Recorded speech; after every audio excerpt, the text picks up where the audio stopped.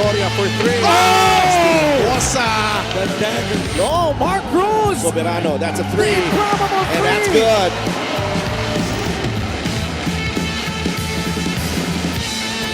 Valencia. Oh! Here comes LJ Gonzalez. Got the basket. The step back three. Yes! Slips. Takes the shot. It's good!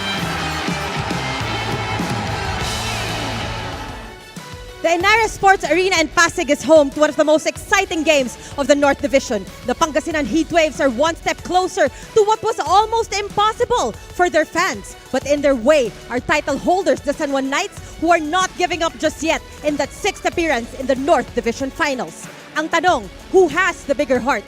Pangasinan or San Juan? This is Game 2 of your North Division Semifinals, dito lang sa Maharlika Pilipinas Basketball League Playoffs. Pangasinan Heatwaves. They take game number 1 of this best-of-3 series against the mighty San Juan Knights. Napoles, baseline drive. My goodness, Jorge Napoles. Extra pass to Hesed the ball corner. Pocket three is good. This game is far from over. Nice pass. Soyod, the extra feed to Aldrich Ramos.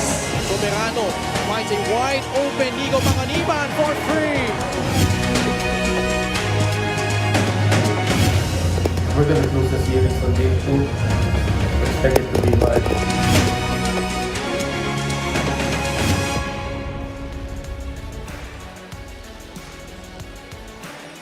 The pressure is on as the San Juan Knights, having reached the North Division Finals 5 straight times, now fighting to keep that streak alive. And we are here live from the Inares Sports Arena in Pasig City as Pangasinan flirting with destiny. Thanks to Jorge Napoles, an outstanding performance in game number 1. Coach Gerson Cabiltes, that magical run continues para dito sa Pangasinan Heatwaves. But a stiff test awaits in the San Juan Knights. A struggling Dexter Marquez looking to bounce back here in game number 2. And with Coach Alex Angeles at the helm, he's gonna make sure that he will try everything in his power to force a game number 3 para dito sa San Juan Knights. The stage is set for this game number 2 showdown between Pangasinan and San Juan. Rise or reclaim. This is the Maharlika Pilipinas Basketball League Playoffs. Magandang gabi mga kaliga. Ken Pangilinan with Coach Mike Perez. And Coach Mike, no, ibang klase yung performance ng Pangasinan in game number 1. But what does San Juan need to do here if they want to shift the tide and force a game number 3? You know, when you look at the numbers, it was a defensive game, that game number 1. That supposed to be was to the liking of the San Juan Knights. But the problem with the Knights, their challenge was making shots. Getting paints inside the point was really dominated by the Pangasinan Heatwaves. And that is something I feel that the San Juan Knights are going to look into heading into game number 2. Batiin natin yung mga nanonood sa atin live on the official MPBL YouTube channel. Also on Solar Sports, and live din po tayo ngayon on pusoP.com. San Juan was held to a season-low 57 points in that game number 1, Coach Mike. And the first quarter was pretty tight. Tabla tayo at the end of that period, 17 all. But you just sense that Pangasinan slowly but surely really found ways to limit San Juan's production. And as a result, they were able to be in pretty much in control, really, after that first quarter. And one of the reasons why that is the lowest output in a game so far by the San Juan Knights is because you look at the numbers, that's only 50 attempts given the San Juan Knights, which is 12 less than the field goal attempts of Pangasinan and 18 less than their normal average. And they also did not shoot that ball well from the free throw lines. The very few times they've been there, they only shot 33%, making 6 of the 18. And they were forced into 18 turnovers, to which Pangasinan did really well in converting this into points to their advantage. And we talked about this earlier, the paint inside the points dominated by guys like Mike Mabulak, Jorge Napoles, Galanza. Those guys really took turns to try and, get that advantage on better scoring inside the shaded area for the Heatwaves. Plus 28 sa points in the paint, yung Yes. Pangasinan. And a huge reason why was Jorge Napoles on both sides of the floor really has been magnificent for Pangasinan. And gaya ng binabanggit natin paulit-ulit, Coach Mike, no? tail end of the regular season, that's where he picked up momentum, and that really carried over here in the playoffs. And they needed someone to lead scoring para dito sa Pangasinan Heatwaves. But boy, this is a big leap from the usual numbers from Jorey Napoles. 16 points versus the 9-point average, 8 of 16 shooting, that's 50%, and 10 of those points really came in the second half when they tried to pull away and create a little separation, enough for that win for the Heatwaves. You like the number of attempts, 16 field goal attempts Yes. for Jorey Napoles. The aggression was on full display in that game against San Juan. Speaking of the Knights, a lot of players, especially the ones na mainly inaasahan nila, came out flat, but Nico Panganiban was a lone bright spot for them. In a game where Orlan Wamar, Dexter Marquez struggled, still no Mike Kalisaan, and Nico Panganiban, if he could duplicate this performance, that could bode well for San Juan as they try to stay alive in the series. 15 points in 19 minutes of action, going 4 out of 8 from the field, 3 of 6 from 3, and 10 of those points coming in the fourth quarter. They are gonna need some other guys to help out Nico Panganiban because they are desperately in need of shot making, speaking of the Knights. And meron tayong mga bida sa serye, Coach Mike. Pero yung mga supporting cast napakalaga para sa magkabilang kupunan. For our player matchup, Nico Panganiban, we've mentioned already the performance he had in game number 1. Bongga Lanza, 10 points, most of them, which really set the tone in that first game, picking up from where he left off in that inspiring performance in that close-out game against Nueva Ecija. Oh, what I love about Bongga Lanza is you see that confidence and that want to really be scoring and executing plays and doing all the philosophies of play that the Heatwaves wanted him to do. And on the other side naman, Nico understood, man, we gotta need somebody to start scoring, and he pretty much stepped up to the plate. But again, going back to our point, it's not gonna be enough. It's only going to be Nico Panganiban leading the charge for the Knights. Orlan Wamar and the other guys need to step up. At silang dalawa kasama ngayon ni Miss Mika Abisamis. Maraming salamat. I am with two of the most important chess pieces of the series, Bongga Lanza and Nico Panganiban. Magandang gabi, mga Ginoo. Bong, ang ganda ng pinapakita mo sa series na to, no? So far, yun naman ang hiningi ni Coach Gerson sa'yo. Pero umabot na kayo sa puntong ito, no? Anong gusto mo sabihin kay Coach, sa teammates mo, at syempre sa buong Pangasinan? Ayun nga, siguro ibibigay ko lang lahat at gagawin para kay Coach at para masuklian yung tiwala niya sa akin at sa management at sa buong Pangasinan team. Right, maraming salamat. Anong gusto mo sabihin sa lahat ng Pangasinense na nanonood sa atin ngayon? Sa lahat ng taga-Pangasinan, maraming salamat sa suporta at huwag sana kayo magsawa na suportahan ng Team Pangasinan at ang Liga ng MPBL. Maraming salamat, Bong Galanza. Nico, napag-usapan natin kanina, no, nandito na kayo sa sitwasyong ito, pero ilang beses na rin kayo napunta sa ganito, no, yung wala ng bukas. Anong napag-usapan itong linggong ito? Yun lang, after namin ng Game 1, kailangan namin mag-sacrifice. Nag-ensayo kagad kami kinabukasan. Yun, sabi lang ng mga coaches ni Sen, bigay na namin lahat ngayong Game 2. Yun nga, wala nang bukas. So yun, bibigay namin lahat para lang, alam namin hindi madali pero pagtatrabahuan namin. Maraming salamat, Nico. Anong gusto mo sabihin sa lahat ng fans ng San Juan na nanonood ngayon? Ayun lang sa mga San Juaneños, sa supporters ng San Juan yun. Maraming salamat sa suporta lagi. And para sa inyo tong laro na to. Maraming salamat, Nico Panganiban. Now it's gonna be Pangasinan versus San Juan. Miguel Perey, take it away. This is gonna be exciting, mga kaliga, as we bring you tonight's main game here at the Inaris Sports Arena in Pasig City. It's game 2 of the best of 3 North semifinals between Pangasinan Heatwaves and San Juan Knights. Live on PusoP.com and YouTube channel, this is the 2025 Manny Pacquiao's MPBL Playoffs. Here are the starters, beginning with the Pangasinan Heatwaves. Starting at guard, number 8, El Trila, Lawrence Victoria. At forward, number 54, Bongga Lanza. At center, number 28, the Komodo Dragon, Michael Mabula. At forward, number 27, Jorey Napoles. And at one guard, number 7, Hesed Gabo. The head coach for the Heatwaves is Gerson Gabiltes. Assistant coaches, Noy Catalan, Jun Marzan, Florian Pineda, Ariel Sison, Harold Nang, Joseph Gion, Dan Xavier, and Jun Medina. And now introducing the starters for the MPBL Season 2 champions, San Juan Knights. Starting at forward number 15, Arvin Gamboa. Also at forward number 18, Nico Pangasinan. At center, number 17, Aldrich Ramos. At guard, number 6, AC Soberano. At one guard, number 5, Orlan Huamar. The head coach for the San Juan Knights is Alex Angeles. Assistant coaches, Jonathan Banal, Arby Mangas, James Songpin, Nat Gregorio, Paulo Goros, Pejigs, Guadamor, and PJ Maningan.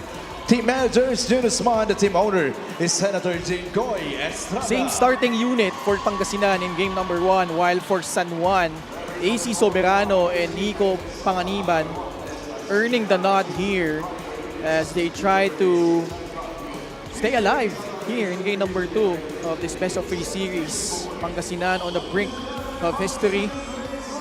Coach Jerson Cabiltes with that upset in the first round series against Nueva Ecija, trying to duplicate that here. Nesed Gabo struggled in game number 1 actually, but a lot of help from the other guys. Aldrich Ramos looks to bounce back. And let's see which team can emerge victorious here.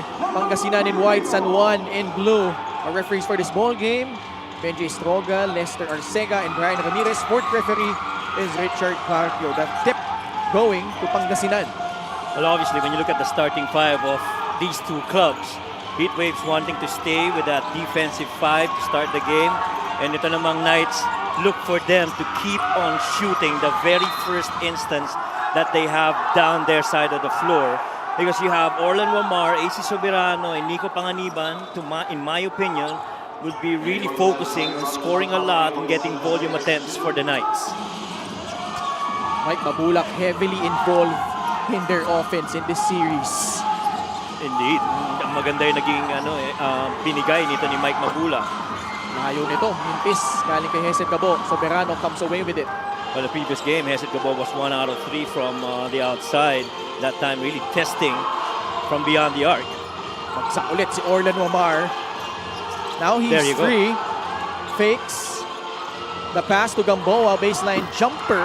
It will bounce out. Napoles grabs rebound number 1 for Pangasinan. Yeah, a couple of hesitation moves. And, really trying to find an open teammate instead of looking for his shots to si Orlan Huamar. Double foul sa ilalim. Laban kay Aldrich Ramos at kay Mike Mabulak. Well, Mike Mabulak's got to watch it because he's one of the key rotation pieces for Coach Jerson Cabiltes when it comes to, lalo na sa ilalim. Ang ganda ng nilaro niya ng third quarter na nakatulong sa course nito ng Pangasinan Heatwaves. Galanza nakabuelo off 2 screens, lays it up and in for the first basket for the Heatwaves. Yeah, we talked about Galanza being that consistent guy so far, especially in scoring, para dito sa kay Coach Jerson Cabiltes. 10 points on 40% shooting from the last game, pretty good for Robon. Huamar, this time he takes the free. He banks it in. He will take that. And believe it or not, the very few times that Orlan Huamar has made a 3, that is actually his first 3 coming from since game number 1. No, it's 0 out of 5 siya doon from 3 points. Victoria nakalusot. The layup is good for free Pangasinan. Orlan Huamar to Aldrich Ramos. 10 seconds on their shot clock. Huamar got it back. Skips it. Soberano, catch and shoot 3. Tatalbog palabas. Now, if you're Coach Alex Angeles, you like this better start in terms of shot attempts for itong si San Juan Knights. They are definitely gonna need volume shots from guys who are makers, not just takers. And those 3 guys happen to be Nico, Orlan, as well as AC Soberano. What a rebound and a putback from Jory Napoles. Halos walang natao na doon sa ilalim. Enough to challenge that offensive rebound by ito si Jory Napoles. And he really has been doing a lot of stuff down on the paint. Speaking of stuff in the paint, Galanza tagged with a foul. He's proven himself, Coach Mike, to be a capable defender to si Bong Galanza. Yes. Ito yung offensive rebound ni Joray Napoles, no? And to your point, Ken, ang ganda na pinapakita talaga sa depensa nito ni Bong Galanza. And very interesting yung pagkaka-insert ni Coach Jerson Cabiltes. That really proves, his belief in the defense of Galanza. Well, that shot was a make against Galanza, pero hindi madali yung naging tira na yun para kay AC Soberano. Tayo na nalusot yun, Coach Mike. Oo nga. See this right here.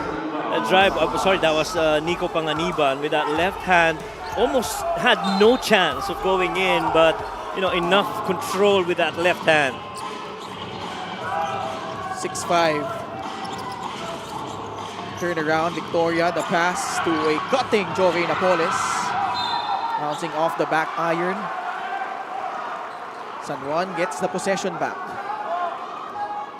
Well, previous game, medyo dikit kahit papano yung rebounding. Only a +3 para dito sa Pangasinan. It really was, more of the scoring inside the paint.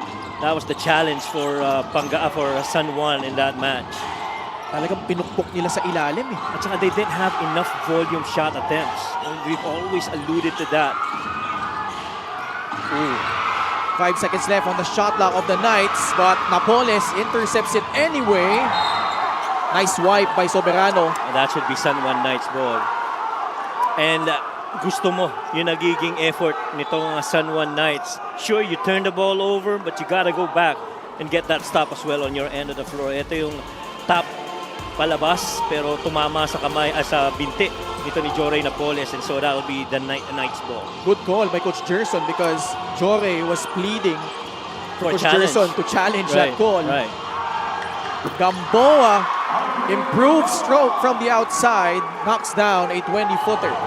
Well, Gamboa is pretty much averaging close to 7 points per game. He's their third best defensive rebounder, but if he gets those shots from the outside, and the defense of Mike Mabulak would need to be honest, you're pulling out a rebounder out in the paint and allows the other guys to try and secure defensive rebound para dito sa Knights. You sense that urgency coming from the Knights to begin this game. Yes. 4 minutes gone by in the first quarter. They're up by 1. You can't afford a flat start right now if you're the Knights, because you are really wanting to extend this series to a game number 3. Gamboa that time a miss. Gabo with a rebound. Tesed to Victoria. Balik kay Gabo. Pinasa palabas kay Galanza. Offensive foul. Ramar draws the charge. And Orlando Mamar, did a good job of beating him to a spot on that chase for that space. Got there, extended that arm, and so that foul. It is right here. Went to that pump fake, but really, put up that chest and not allowing Bong Galanza to beat him to that spot. Vic Manuel and Joshua Fontanilla check into the game for Jory Napoles and Hesed Gabo. Manuel is tasked to guard Aldrich Ramos. Face-up jumper by Aldrich. Not close. Fontanilla. Galanza sa bandang kanan. Natapik ni Panganiban. Pero may foul sa ilalim. It's gonna go against Aldrich Ramos. That's his second foul. And he's gotta watch it because him and Soyud would be two important rotations para kay Coach Alex, especially as you go up against Vic Manuel, who comes in off the bench, has pretty much observed what's going on the floor and understands adjustments now for his team. Lalo wala rin si Mike Calisaan. Correct. Manuel pupukol sa 3. Rebound nakuha ni Nico Panganiban. Panganigan. Full head of steam. Numbers for Pangasinan. Bulanadi gets to his spot. Off the glass and in. And boy, did he get to his spot, Ken. Because of that little brush screen provided by Josh Fontanilla, enough for that very small separation, and that's all that he really needed. And look at Josh Fontanilla defending against Orlan Wamar. Gamboa backs down a free. 5 points. Well, you're going to need somebody to take over scoring. You cannot afford to not just take attempts, especially with Orlan being guarded that way. Bulanadi thought he got fouled. No whistle. Soyud with a rebound. Approaching the 4-minute mark of the first. Double foul. Fontanilla and Soyud. Yeah, rightfully so. Pareho silang ginagamit ng extremities nila to try and create that separation. 3-point shot brought to you by Extreme, your one-stop shop appliances. Arvin Gamboa, pretty much just a 25% three-point shooter, but man, he get that shot in. First quarter pala nung game number 1, nagkagrian na yung dalawa, si Fontanilla at si Orlan Wamar. Yes. Denison, who had a couple of threes in that first period, this time coming off the bench. Tatu is a pretty good perimeter scorer, if you ask me, and a two-way player that can defend against the heat waves. Wamar, shot fake. In traffic, nice pass to Denison. Open three, it's good. Ron Denison has hit a couple of shots from there in game number 1. I think he had a couple in the first game. It was 2 out of 3 in that game number 1. Manuel, basket will not count. Si Soyud ang tatawagan ng foul. Parehong kupunan ay nasa penalty na. And Orlan Wamar passed up for that 3, but understanding weak side drift and that baseline corner happens to be Ron Denison, and he knocks it down. Vic Manuel, the muscle man at the line. John Galinato now in, who did not even suit up in game number 1. Vic missing the first free throw. Ang isang challenge pa dyan, Ken, para dito sa San Juan Knights, you really just cannot afford to have Vic Manuel comfortably receive the ball on the low block. Kung free throw na ito, atid sa atin ng Extreme Appliances.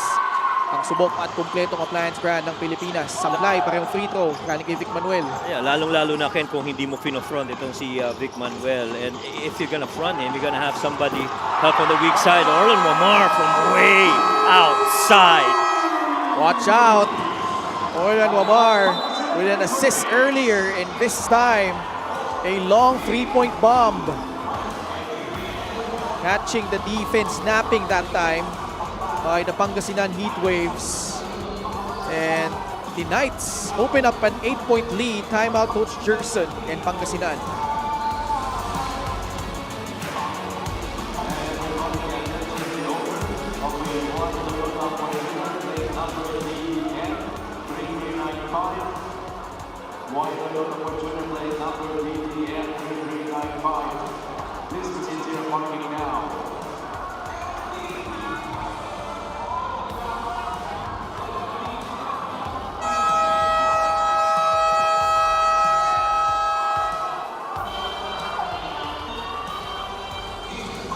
Orlan Wamar, like we've mentioned, game number 1, bit of a subpar performance, Coach Mike. Oh, 0 out of 5. Yun ang mas concerning dyan. I mean, you always thought of Orlan Wamar's three-pointer shooting guy. He's gonna need more in game number 2. And for more on his team, let's go to Mika. Maraming salamat. A list of areas where Coach Alex Angeles thought they lost in Game 1. 50-50 ball, energy, focus, yung identity nila na talunin sa labas, wag lang sa loob, hindi nasunod. Hence, no break since Abra. Right when they got back to Manila, Coach Alex Angeles called for practice on the night of November 5, viewing agad, after which practice yesterday and game today. When push comes to shove and when a division final stint is on the line, you do everything you can. No, in Coach Alex's words, this will not end like this. We need to remind Pangasinan who we are. Yan, Coach Mike. Maraming salamat, Mika. Saksi tayo sa grueling trip from Manila to Abra, back to Abra. Pero certainly, Coach Alex not taking any chances, buckling down to work. He knows what's at stake here. Especially yung legacy ng San Juan, no? You see Coach Louie Gonzalez and Coach Mixon Ramos. Oh, wow. The Ilagan coaching staff here. How about that season by Ilagan as well? Really ran into the team of Abra Weavers, which was tough, but they did a good stand in game number 2. But staying with that report of Mika earlier, I love that the effort was shored up as a focus that's needed para dito sa Knights, as we see, them, Marquez, and the rest of the guys really running the floor and showing a lot of energy and a lot of focus, which Coach Alex Angeles has been wanting from the Knights since game number 1. Biggest lead of the series so far for the San Juan Knights. Well, Marquez, unbelievable that he was scoreless in that game number 1, and we always talked about Marquez being that secondary guy to a Kalisan. He's one of those primarily role guys na tinitingnan nila on that middle ball action. He had 4 attempts, no makes in game number 1. 12-0 run by the San Juan Knights. Oh, Bulanadi intercepts that pass, however, and lays it up and in. Well, not a good pass at all, only because there was a lot of defense near the half-court line. Now you got to go back and get some attempts quickly. Oh, another steal. Tumatakbo si Vic Manuel. Manuel dire-diretso for 2. A big man with a strong hand, a good handle, enough foot speed to try and finish the other way and crack that fast break point over for the Heat Waves. Fast break of the game is brought to you by Extreme X Pop Personal Karaoke Speaker, everyday karaoke. Well, a couple of bigs right there conniving in those last 4 points for the Heat Waves. That one by Alin Bolenadi, but how about a little show and go by Vic Manuel? The big man can run the floor. Biniisik lang ni Kuya Vic, kaya ngayon hihiling ng timeout ang San Juan.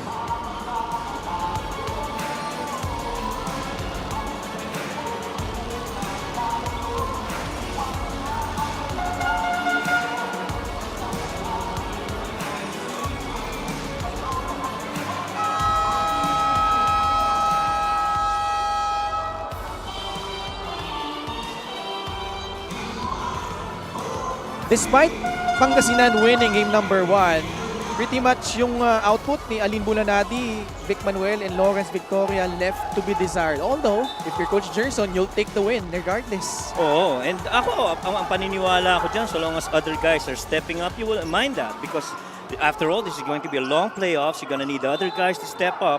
And the deeper that your roster is, the better it is for your team.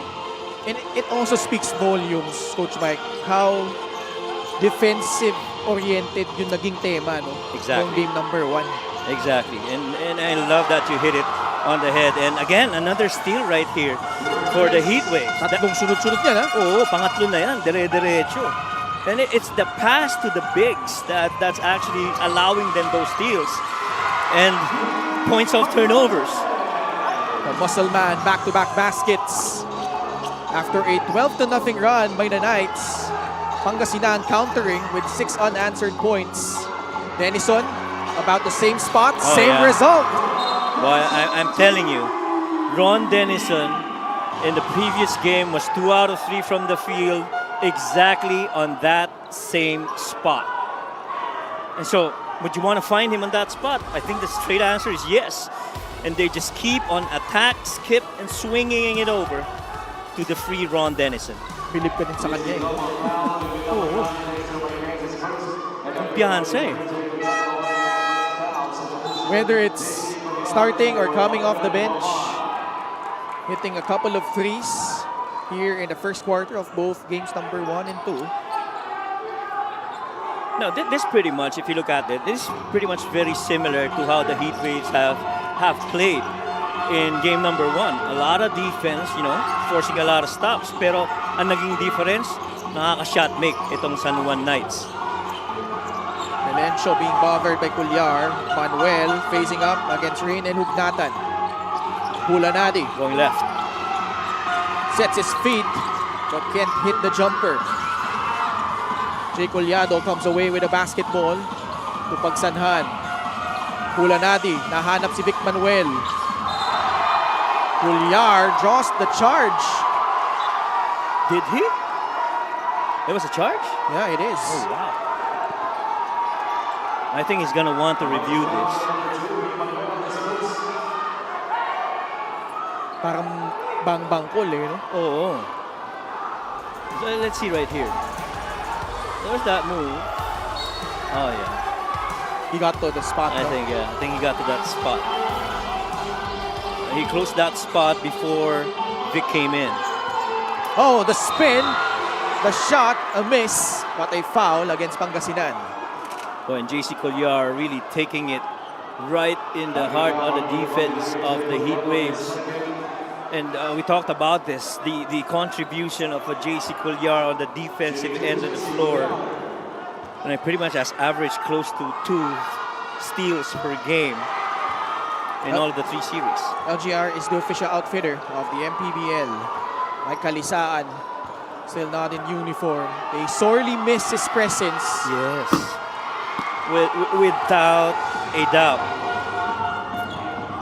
Ang nawala dito talaga sa laro ng San Juan Knights is that middle ball action, you know, with that short roller in Mike Kalisaan. They have not gone so much to Dexter Marquez in those kind of action.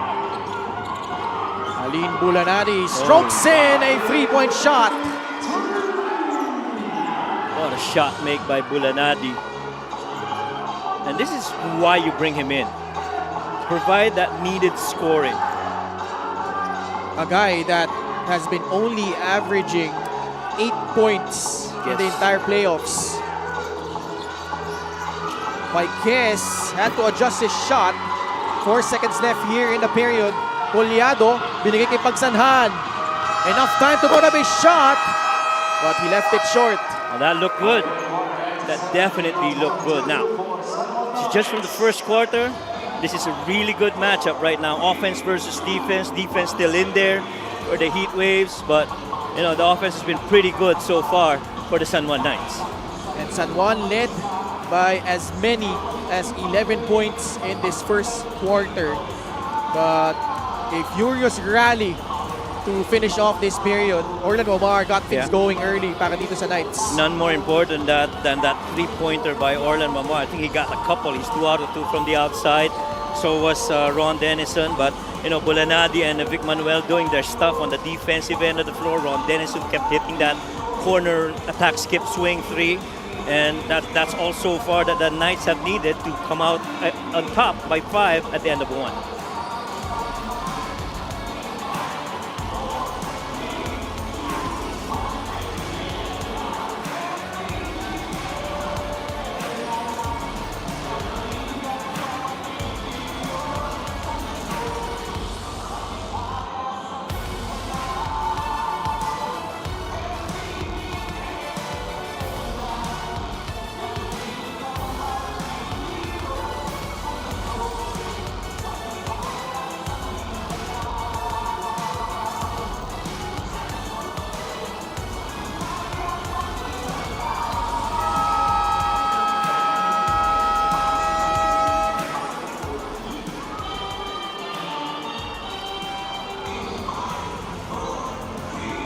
San Juan Knights was flawless in this round of the MPBL playoffs but suffered their first loss in Bangued Abra against Pangasinan. They dropped that game 67-57 and now they trail 1-0 in this best-of-3 series on the brink of being eliminated for the very first time at this juncture. 5 consecutive MPBL North Division Finals appearances.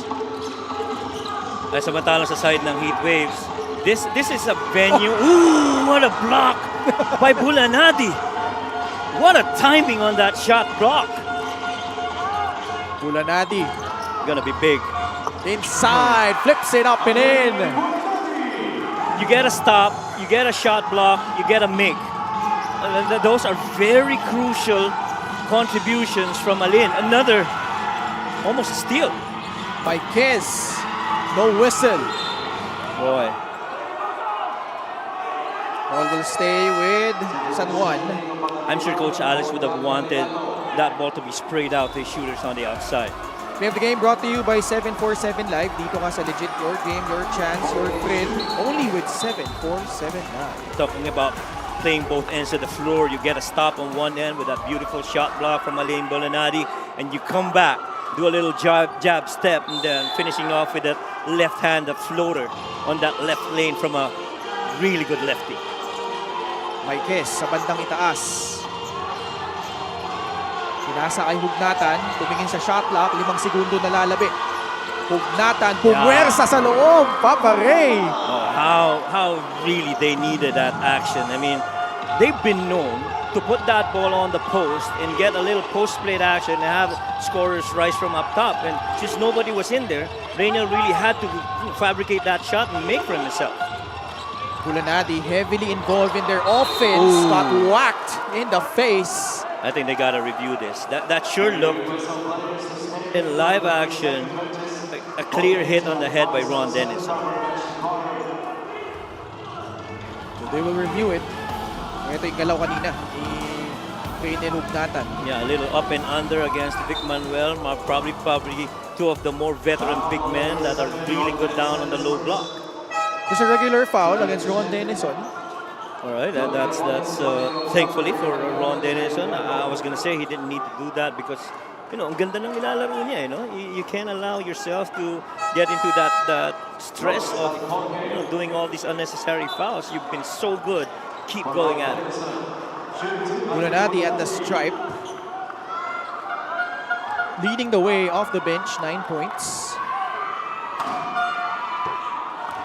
In double figures after that free throw.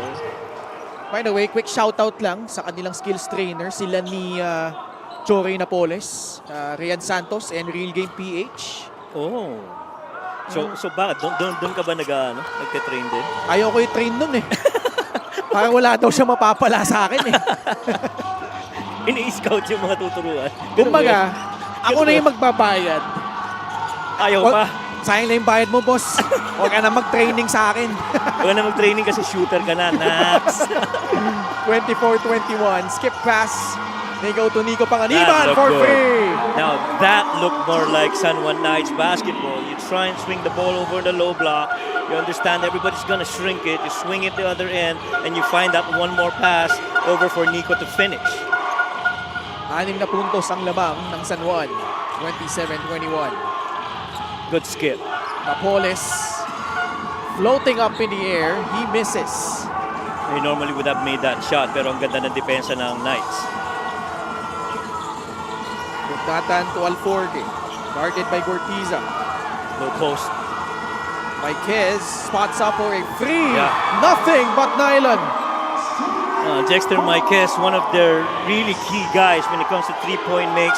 Really about 34% from there. And you love that he actually took that shot. In the first half, San Juan, much like in game number 1 against Pasay in that series, shooting the lights out.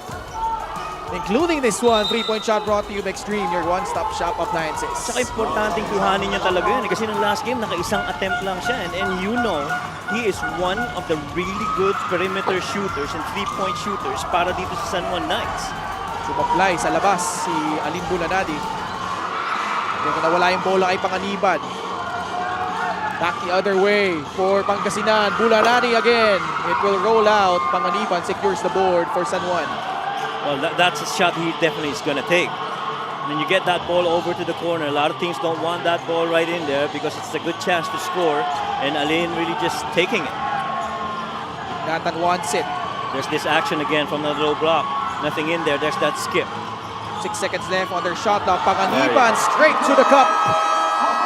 That pretty much is the only drive that the Heat Waves have allowed. A drive going down the middle with the ball handler dribbling with his left. But that time around, nobody closed out on the right side of the floor. Gixer, great move of the game, born for greatness. I mean, this is what we were talking about. Mike, he was forced to go middle with that left-hand dribble, but Malencio got beat and nobody peeled off. Understanding that right lane was free, really just took it. Good finish by Nico. San Juan re-establishing their biggest lead at 11 points, forcing the hand of Coach Gerson to go for time.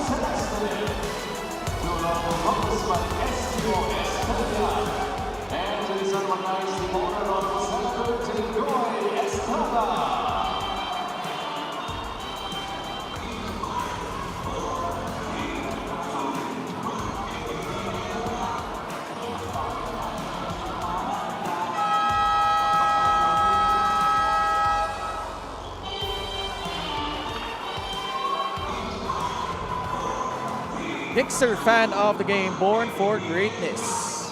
Happy to have you with us here on a Friday night dito po sa Inares Sports Arena in Pasig City. Ken Pangilinan po with Coach Mike Perez. On your screens, Coach Louie Gonzalez and Coach Nixon Ramos. Together with Mika Bisamis at courtside. And we're thrilled to bring you this action here. Dito po sa laban ng Pangasinan at San Juan. And San Juan getting a stop. Cuellar matched up against Heset Cabo. Now the Knights. Oh, wow. As Panganiban, he misses on a free.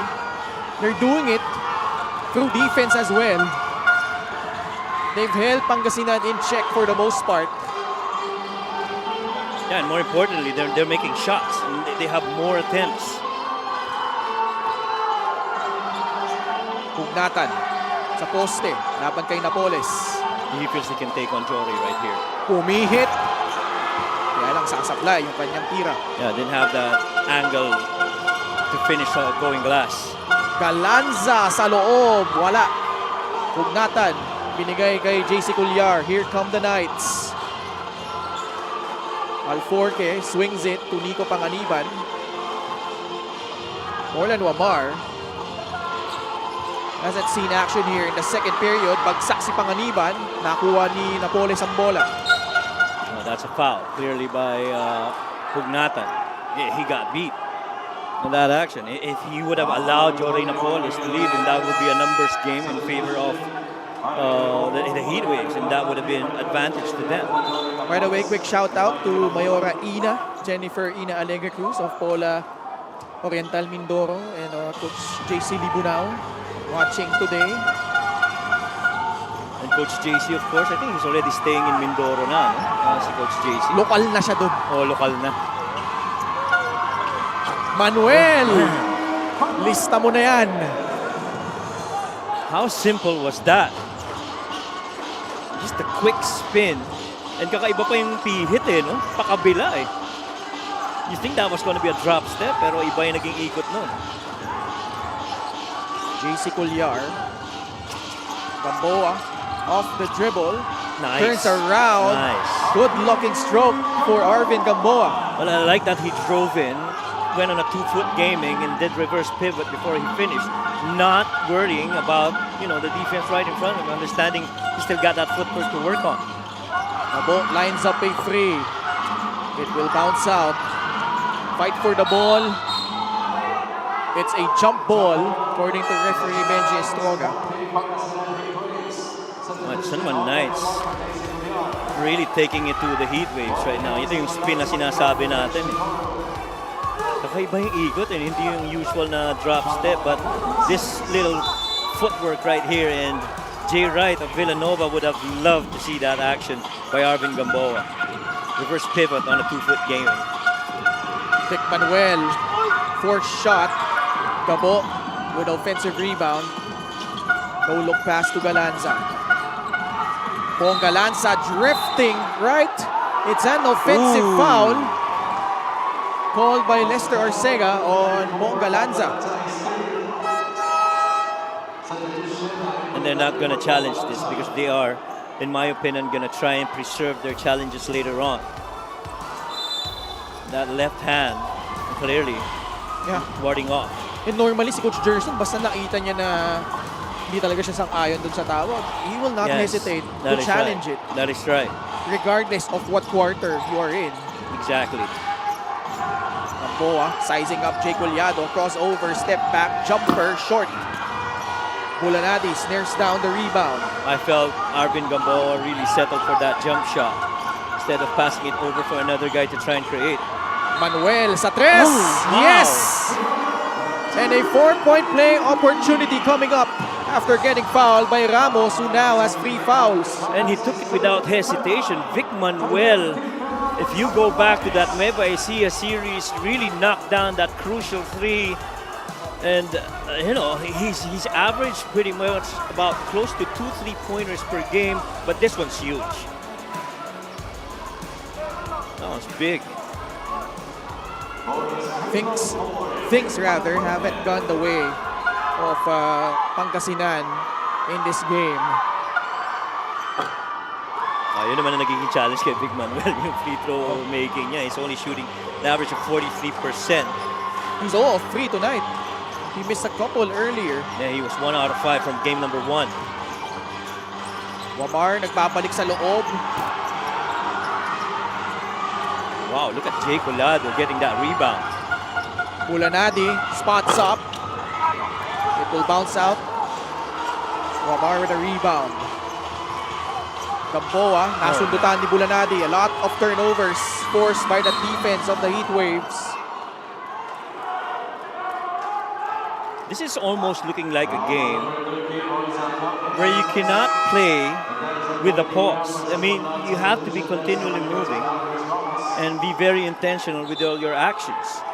And at that moment when they had a run and that fast break, I felt Arvin Gamboa paused a little bit as he tried to break down that defense right in front of him, and they paid dearly for it. Turned it turnover for the Heatwaves. Approaching the 3-minute mark of the second period. The Heatwaves behind by 8. Manuel fouled. Back to the line for 2 shots. And I don't know if you'll agree with me. Whether you're pushing Vic Manuel out or you're keeping him really close to the rim, so long as that ball is on the low block, your low block rather, you're pretty much on a disadvantage. And so, for the most part, you don't want him to get that ball on the post. May balita tayo kay Mika. Coach Gerson could not help but talk about how they lost Game 2 in the Nueva series in this very venue. The Rice Vanguards were aggressive, no? A bawi game, in his words, is always strong, no? They played relentless, especially in a series like this, so they have to be very aware, expect San Juan to play the same way, he said. And yan na nga ang nakikita natin. I asked Coach, do you feel that if you get past this round, that the Heatwaves are ready for the next round? He said, we beat the number 2 overall. If we beat the number 3 overall, then there's no reason we should not be ready for the number 1 overall as number 7. I mean, why do his words always feel like the truth already? Even with this lead of San Juan. Ken, Coach Mike? Di lang yun, Mika. Kung sakasakali na makalusot ito si Coach Gerson sa San Juan, he has beaten 2 former champions in the MPBL. Yes. And you know what? It almost feels like Coach Gerson always says the right things in the right games of the series. And really just enough to motivate his guys. And when you look at that game number 2 against Nueva Ecija, Pangasinan actually shot the lights out in the first half. And then when that outside shooting slowed down, that was where Nueva Ecija pounced. In this game, however, San Juan, sila ngayon yung matindi shooting from the outside. Plus, given the fact that they have really taken advantage of the turnovers nitong Pangasinan, as a result, they're up by 8, 36-28. Ako mahalaga sa akin dito is hindi nagkakalayo yung kanilang shot attempts. At maganda yung shooting percentage nila, especially from 3. As we see, another 3 right there taken by Vic Manuel. And when you look at the 3-point makes, they're plus 5 in that department, shooting 63% versus that of only 20. Para dito sa 20% shooting para dito sa Heatwaves. Gamboa, fake. Shot is a miss. Manuel the rebound. Mike Kess is getting out muscled inside the paint by the muscle man. Manuel visibly exhausted. He spent a lot of energy here in the second quarter. Collado, it will roll out. But that is his shot. Range yun ni Jay Collado, no question. I mean, pick and pop. Kaya ni Jay yun on the corner. 42 seconds left in the second quarter. Orlan Wamar lines up a 3. Second triple from Orlan Wamar. I think that's a third. Third, sorry. Yeah. 12 points na. Si Orlan. This so far is his best 3-point shooting in the playoffs. Balik sa 11 lamang ng San Juan. Manuel, gustong sagutin yung 3. Tatalbog palabas. San Juan's defense holding Pangasinan to only 28 points at the half. And they have a chance to punctuate this second period. Soberano, too strong on the free. That would have been big. Yeah, that would have been big. That's a good setup right there. You try and drive that side of the floor. You wait for that closeout or that help by the corner defender, and you leave it up for a good shooter like AC Soberan. The ebbs and flows, not only of this ball game, but this series. San Juan holds an 11-point lead over Pangasinan at the half, 39-28.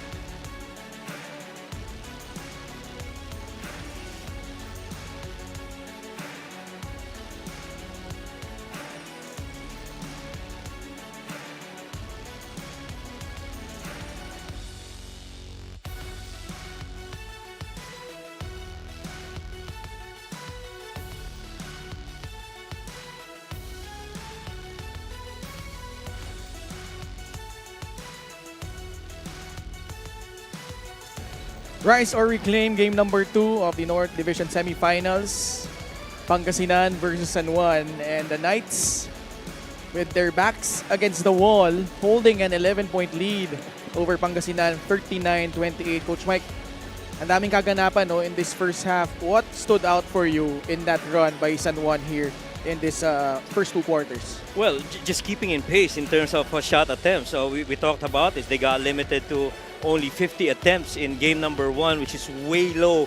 Their normal average of 70 attempts. So right now, 62 versus 33, that's pretty good. And the good thing about San Juan is they're shooting the ball really well from the field, making 45% of their shots. And that's a +6 in 3-point makes, all in favor of the San Juan Knights. Samantalang ang baba ng percentage pagdating sa tres ng Pangasinan.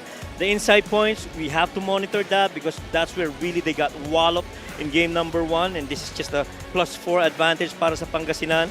And the help coming off the bench has been pretty huge para dito sa San Juan Knights. Guys like Mike Kess and Denison leading the way from the bench para dito sa San Juan Knights.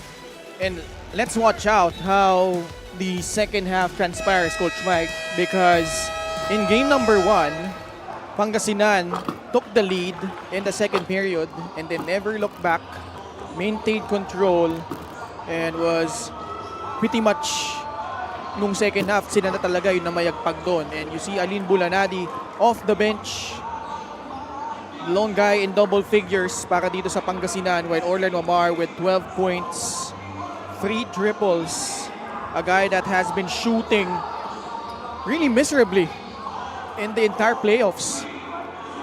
Kita mo yung 3-point shooting niya, no? Coming into this game, just 25%, 3 out of 12. But tonight, much better, 3 out of 4. Tig-7 puntos naman si Nico Panganiban at si Arvin Gamboa. Ron Denison with a couple of threes again in the first quarter with a total of 6. And more importantly for Orlan Wamar, this is the most threes that he's made in the entire playoffs games that he's played. And this is the best shooting percentage from 3 so far that he's shown in all the playoffs that he's played. First possession of the third period dito sa San Juan. Raul Soyud earning a nod after Ramos picked up his third foul. Orlan Wamar shooting the lights out. Now, this changes completely the defensive coverage of the Heat Waves.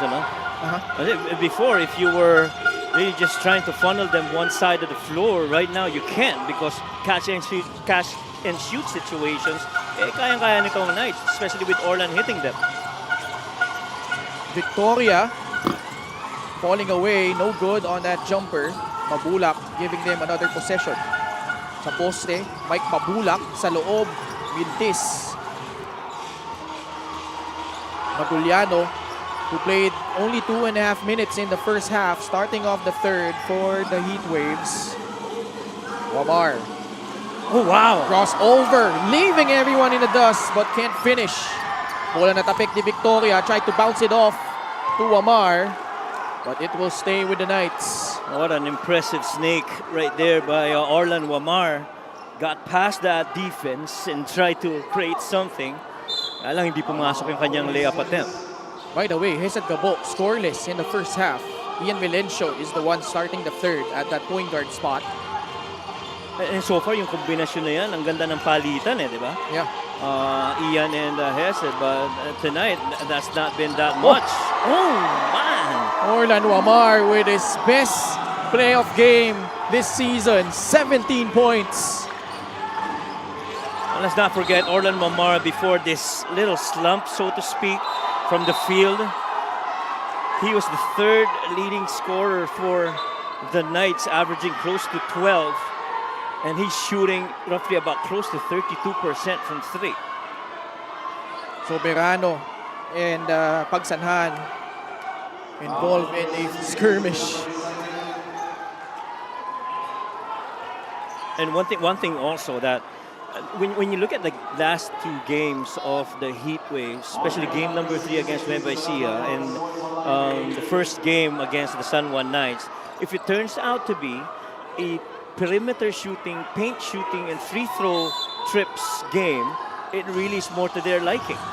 And right now, there is not so much free throws awarded both these teams. Victoria, sumalaksak. Coach Gerson slapping the basketball. They're claiming, I think, what Coach Noy Catalan and Coach Gerson Cabiltes is trying to explain is that they're most probably caging on their players on the offensive end.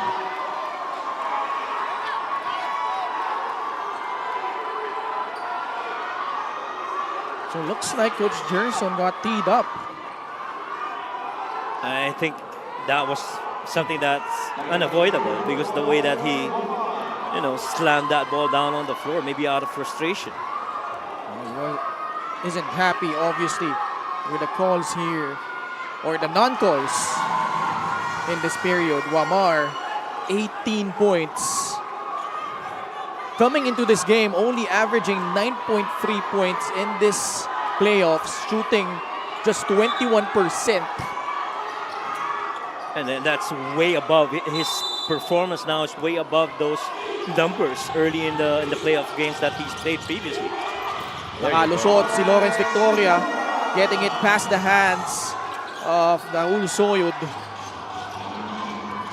First field goal for Pangasinan in this period. Yeah, I was going to say, Ken, that little rip screen from the back really allowed that, clear path over for Victoria to finish. Off the dribble, Gamboa. Ooh, hard fall. Soyud. No, you can't do that. You're in an elimination game and you want to stay on the floor. That was a hard fall. Yeah.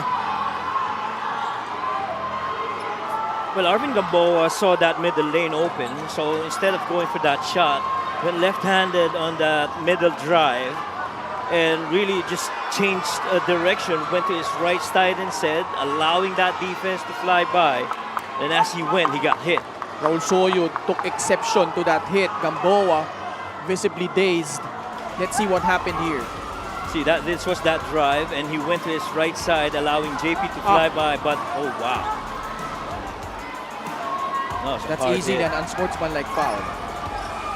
Oh, that could even be maybe disqualifying. Yeah. That was a hard hit. That's why Soyud went immediately to Lawrence Victoria. And the reason that I was saying about Soyud not to do that because, they're going to need everyone from the Knights to try and get a win here in game number 2.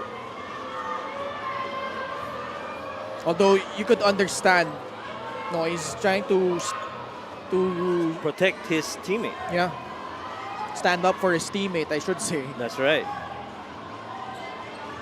45-30.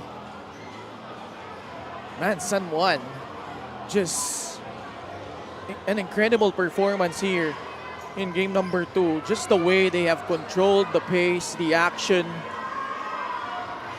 And Pangasinan, kung titignan mo din, Coach Mike, they've played decently here, but Yes. very spotty yung nagiging runs sila dito. Actually, wala pa silang some sort of momentum. And as a result of San Juan, just at the right time, having their runs of their own and stifling whatever rhythm Pangasinan is trying to establish here. Oh, wag natin kalilimutan doon sa first half na 'yon. Ang ganda na naging depensa, ang daming steal nitong Heat Waves, 'di ba? And really nagkakatapatan lang pagdating dun sa steals and points of turnovers. Kaya naman kung titingnan mo talaga yung 3-point shot making nagiging difference dito, that's why San Juan has the advantage.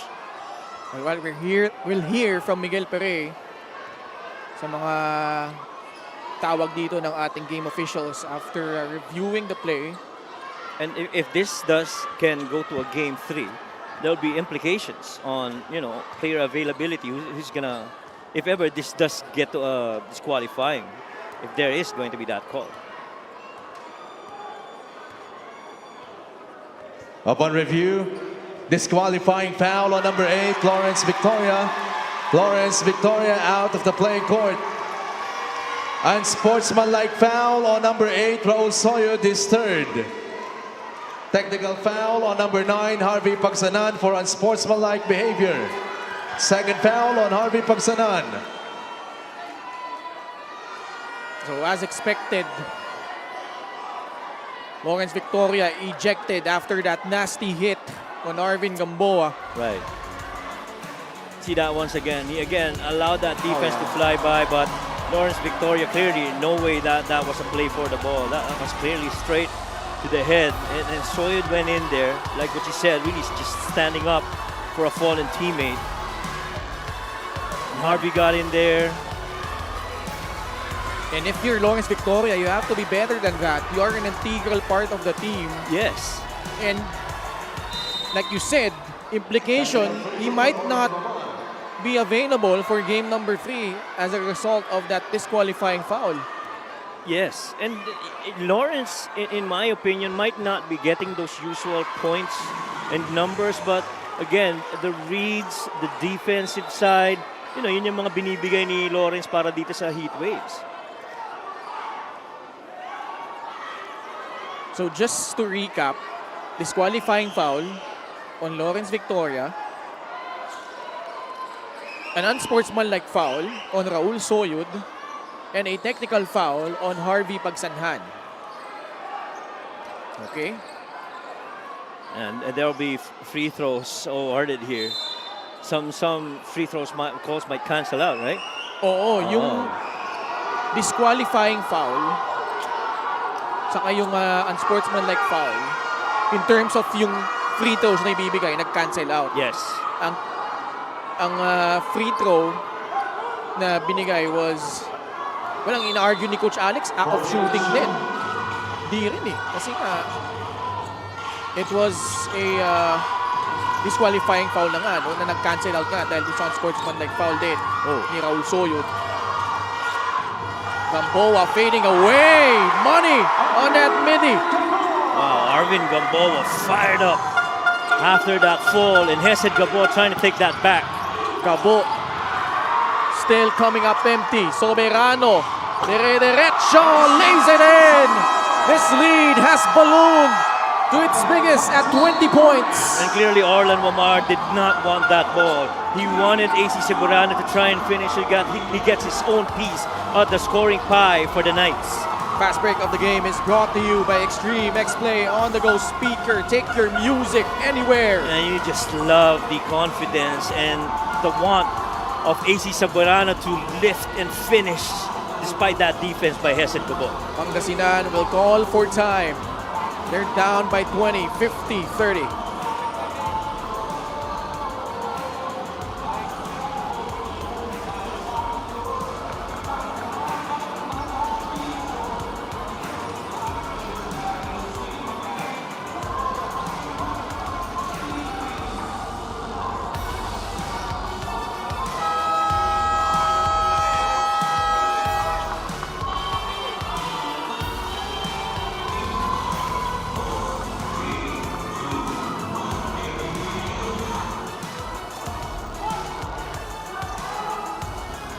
Back at the Naira Sports Arena in Pasig for your Maharlika Pilipinas Basketball League. My name is Mika Abesamis, and right now I am joined by a very special guest.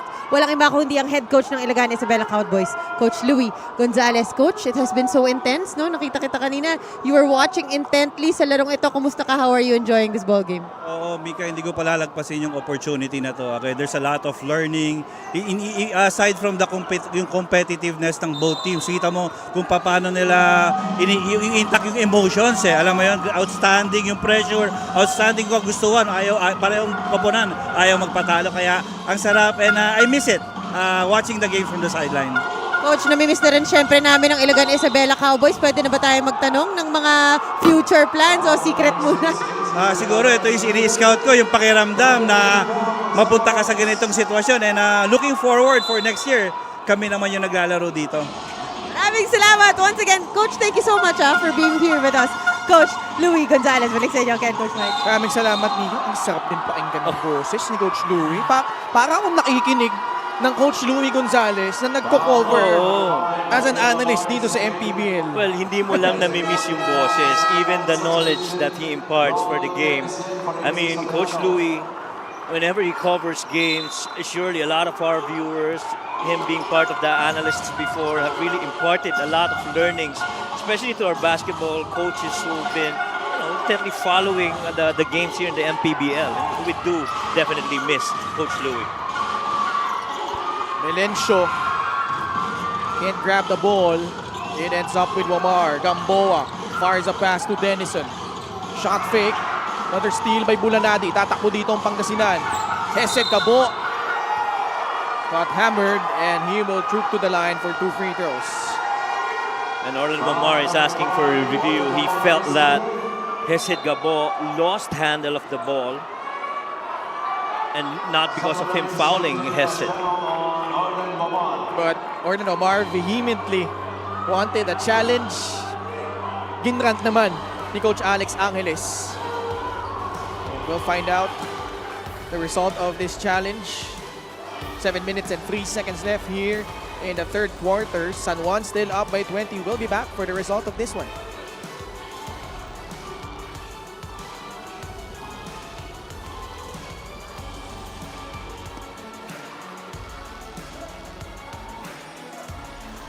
Upon review, the challenge was successful. There was some foul. At kaya naman demonstrative yung paggiling ng challenge ni Orlan dahil tama naman, successful challenge for San Juan. All ball. Yeah, all ball. That was all ball. The possession will stay with the Heat Waves. Cabo really aggressive but continues to miss. 0 out of 5 from the field. And he wanted to take that back.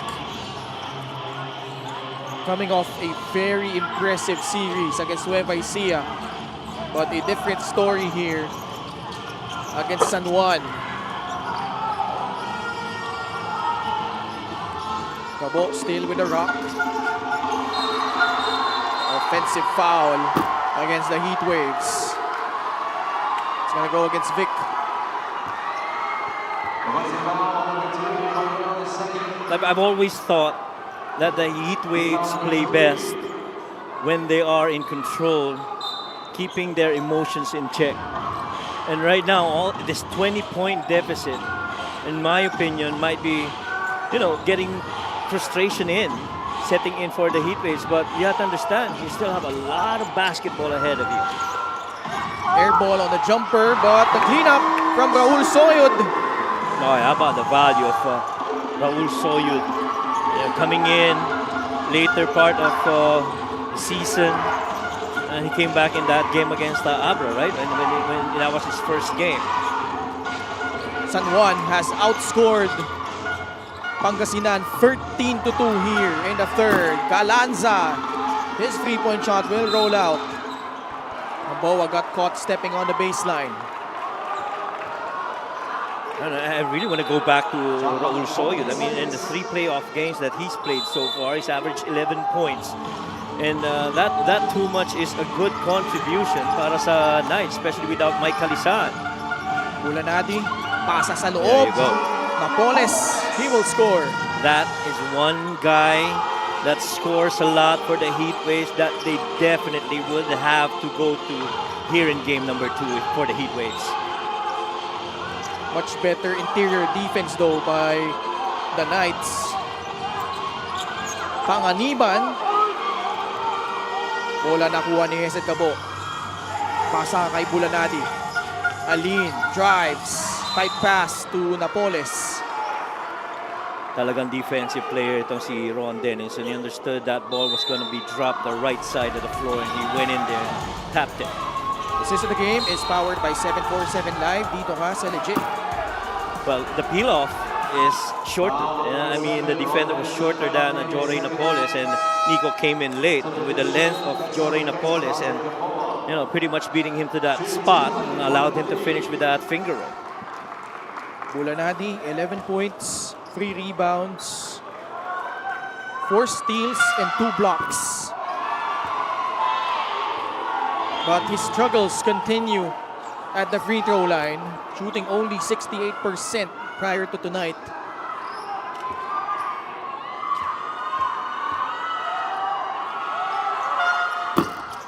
Oh, wow. Sablay pareho. Nothing working really for Pangasinan at this juncture. Wamar against Gabo.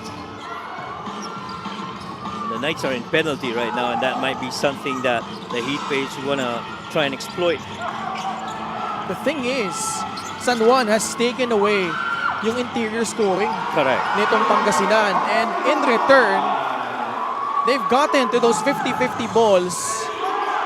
And they have refused. Oh, that's another good example right there. And the primary defenders have refused to be beat. And just like we saw right there, Hesed Gabo trying to break down that defense of Orlan Mamar. Orlan Mamar's, nope, you're not getting the sling. Cuts him off and then gets off that turnover. This has turned into a blowout, 56-32. Vic to Jore, up top. Napoles, pull up Jay. Free throws coming up for Napoles after a foul against Ron Denison. One of the familiar plays for Coach Jerson Cabilte's run right there. Fast break of the game is brought to you by Extreme Cool Air Conditioners. Ang Extreme Magpalamig. Free installation for split type air conditioners. So Orlan Wamar really getting the nod for that finish after that tap by Soyud. Free throw missed by Jory Napoles.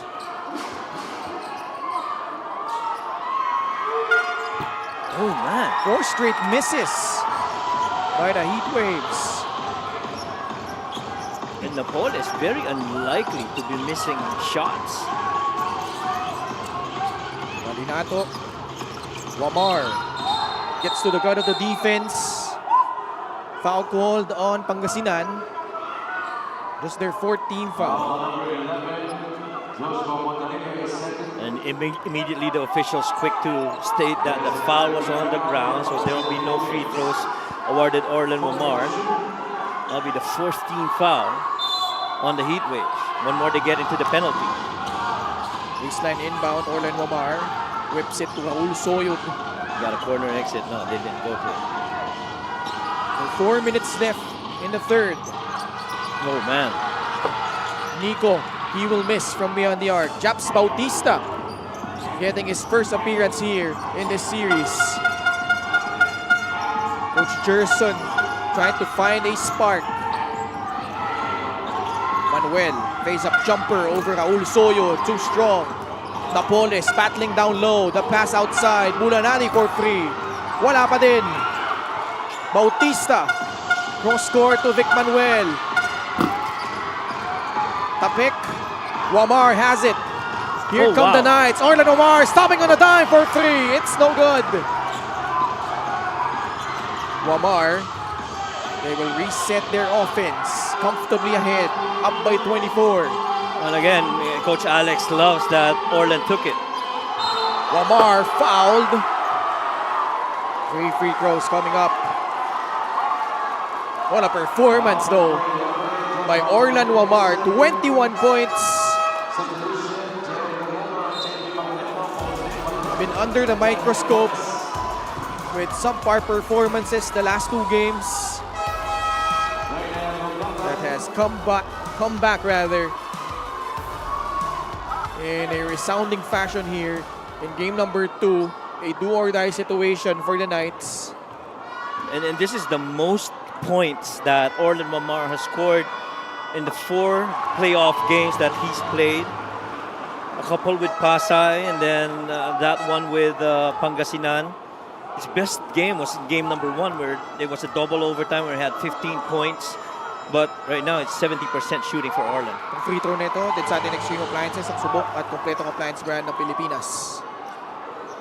If there's one consistent number that you'd like to improve for Orlan Wamar, it's personal fouls.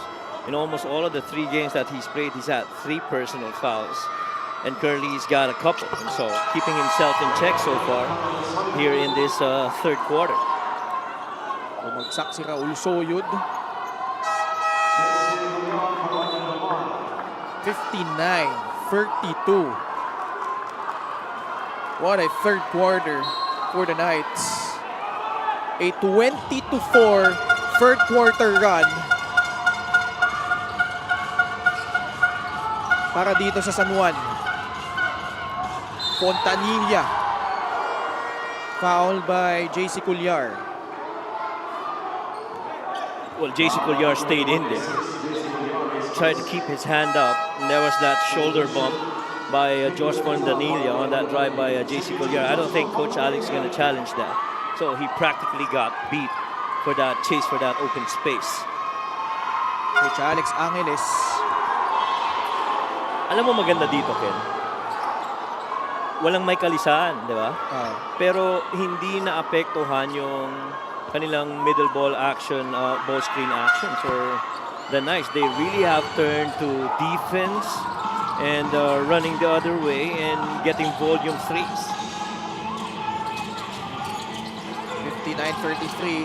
Panganiban having trouble inbounding the basketball. Collier. Under 3 minutes left in the third period. 26-point lead. Last shot of the quarter. At may foul na naman laban sa Pangasinan.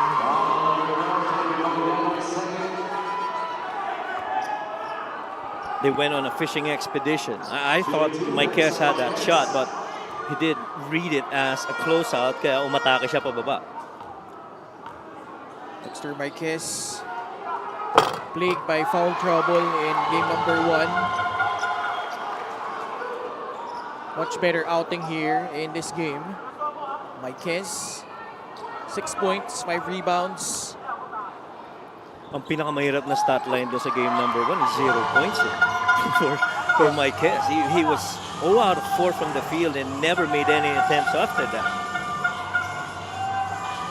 61-33. Urtiza off the bounce, fading away. Another rebound. Galinato secures it. Panganiban. Marquez, pasa palabas. Galinato. Supply yung kanyang tres. Collier. Heads up play to a wide open Dexter Marquez. And the guards keep chasing long rebounds. And because a lot of their attempts have been from the outside, it allows guards to crash the offensive board, crashing those elbows and getting those offensive rock. Bautista offline. Less than 2 remaining. Mabandang tira, hindi gagana kay John Galinato. Fontanilla.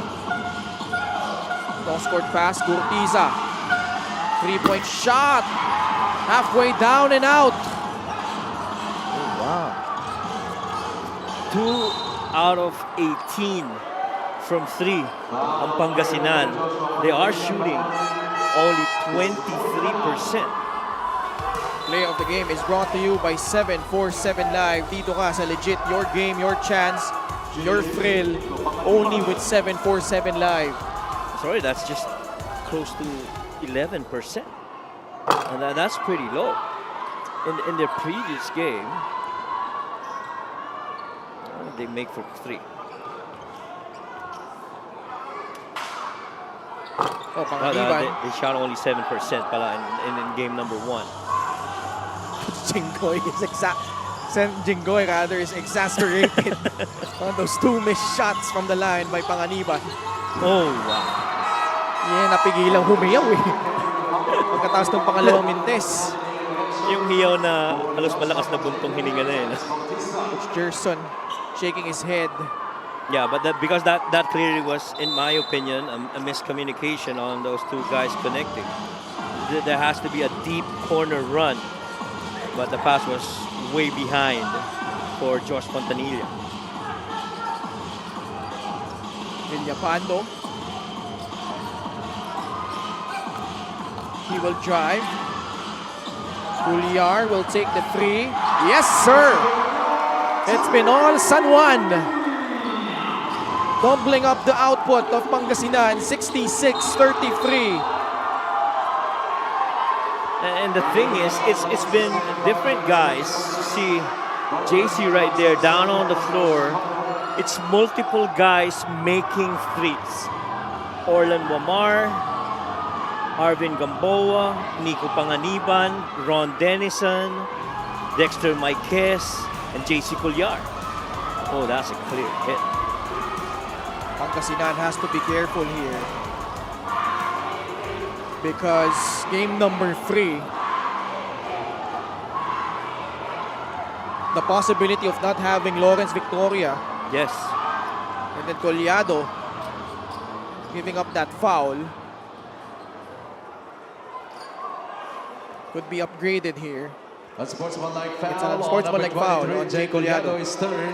And thankfully for the Heat Waves, that's just an unsportsmanlike foul. They are definitely going to have, some value in Jay Collado playing if ever there is going to be a game number 3. 2 free throws for JC Collado. Biggest lead at 33. Pangasinan only 5 points here in the third. And in total, 33. Natatapos na tayo dito sa third quarter. You know what, at this point, they have actually made more attempts than they did the entire game number 1. They right now have 51 attempts, speaking of San Juan, and we're not even done with the third quarter yet. And what that means is that they've been more intentional on the offensive end of the floor.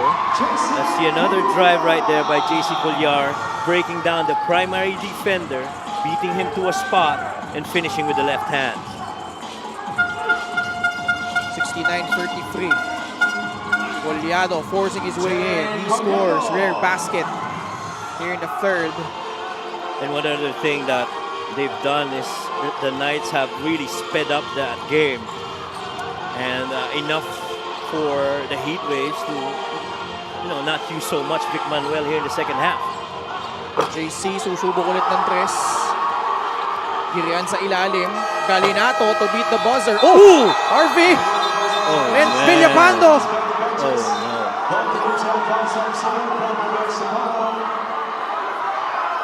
Punches were thrown.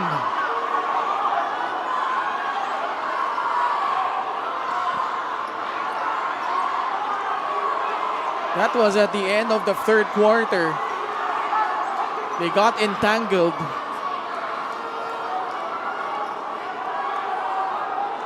And this has been a very emotional and very intense series, to say the least. Indeed.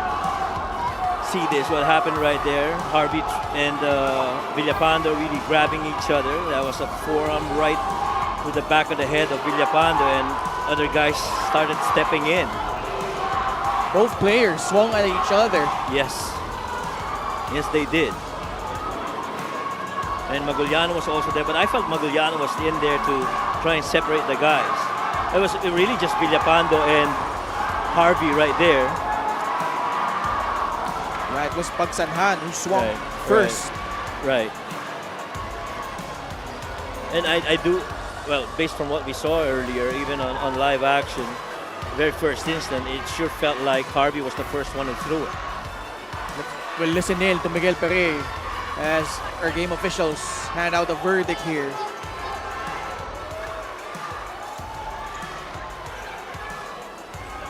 Tense moments here in the third. San Juan pretty much dominant here in game number 2.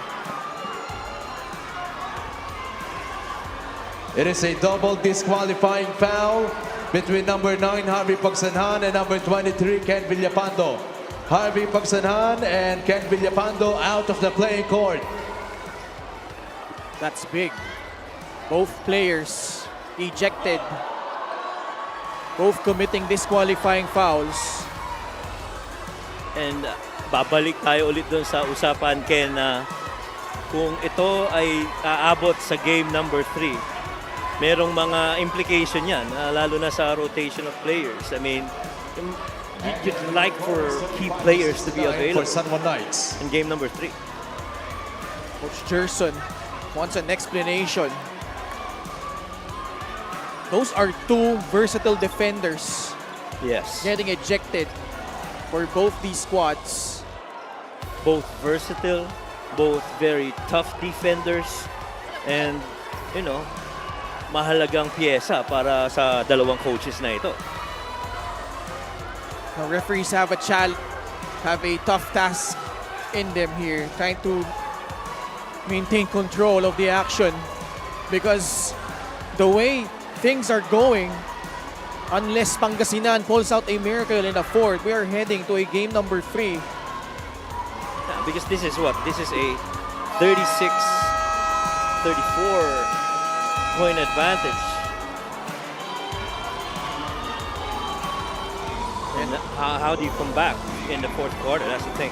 Highlights of the game brought to you by SIP Plus, the official hydration partner of the MPBL Elevator Hydration. And it really has boiled down to shot making from the outside. San Juan has knocked down a couple of threes. Orlan Wamar stayed active. They played a lot of defense. Pangasinan was trying to figure out where those points are going to come from, but you know, it's been tough. They only scored 7 in that quarter versus the 30 of San Juan. And shots just have fallen tonight, and the defense on point for the Knights. They close out the third up by 34, 69-35.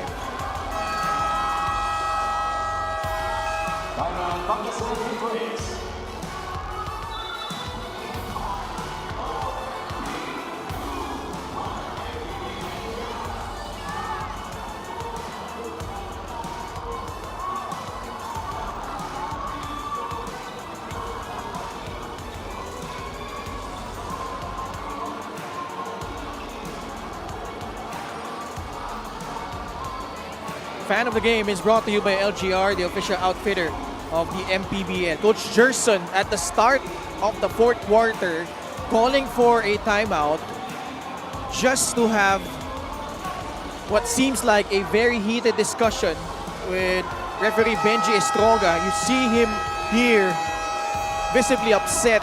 But he has to watch it because he already had a technical earlier. And you know, as a coach, you don't understand the emotions running high, but you have to think ahead that they're most probably, the game is being played right now, there is most probably going to be a game number 3.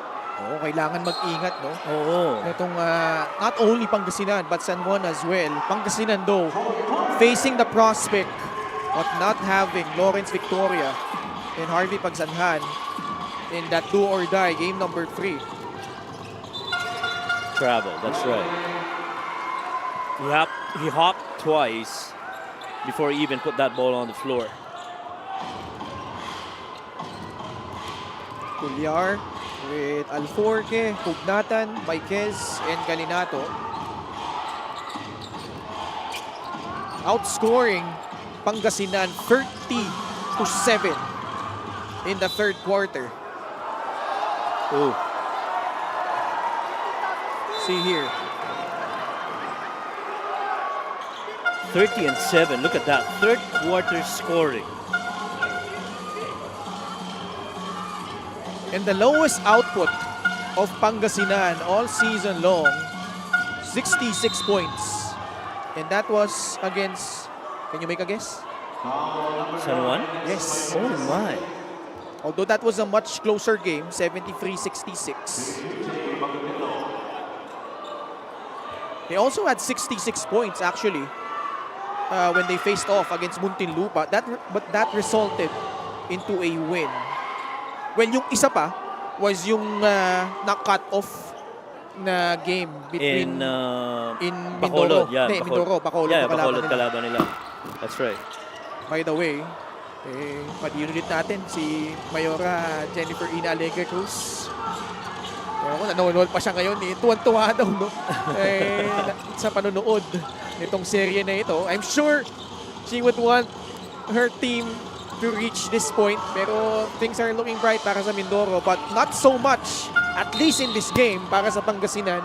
What do you think was the biggest difference here for San Juan? I think the biggest difference is them, keep pushing the pace and, pedal to the metal and really not giving up. We talked about volume shots and yun nga yung ginawa nila. Nakita nila, baba ng shot attempts natin that time and we didn't do well in making those baskets. And so that's the thing they worked on. Sabi nga ni Wayne Gretzky, and this is a popular quote, you miss 100% of the shots that you don't take. And so you got to make those attempts. And thankfully for the Knights, Orlan Wamar and the other guys have really been hot from 3. Behind the back pass, Alforque, Maiquez got blocked. And Coach Mike, every series is different. And when you look at San Juan, they're the type of team that doesn't beat themselves. Yes. Whether they're trailing or ahead, they continue to execute. And even amidst the wildfire, they're cool, calm, and composed. And they're showing that out right here in game number 2. And yun din, yung binanggit na rin ni Coach Louie, no? Nung in-interview siya ni Mika kanina. Kung gaano siya na-impress dun sa, for the most part, both teams keeping their emotions in check. Because that's a huge factor. Especially it's a best of 3 series. Mabilis, pero ang daming pwedeng mangyari. Ayan, nakikita natin doon sa mga games na, lalo na in my opinion, that game number 3 series against Nueva Ecija, that was a very close game. That was an elimination game. But the Heat Waves really, kept their composure and really just went to execution. And the thing about, if this does go to a game 3, and if the Heat Waves do get game number 3, they would have gone to 2 best of 3 series when going all the way against tough defenders, and then you gotta go up against Abra. Although, of course, San Juan Might have other plans about it, right? has something to say about that. That's right. But I'm just saying that if that does happen, Yeah. it's tough, and equally the same side for the Knights. Coach's Challenge will be back for the result of this one.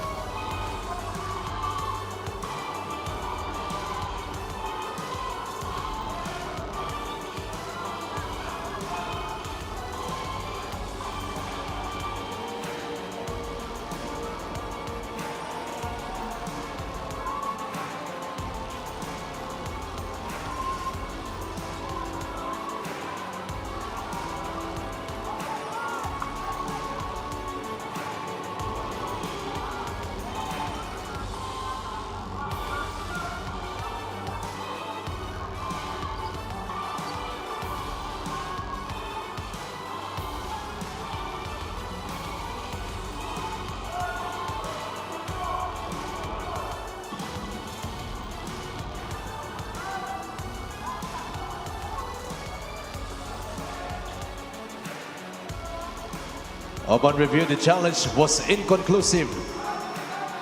And it has been nullified. Napakigising na si Coach Jerson. Inconclusive challenge. All will stay with the Knights. More than 2 minutes gone by in the 4th.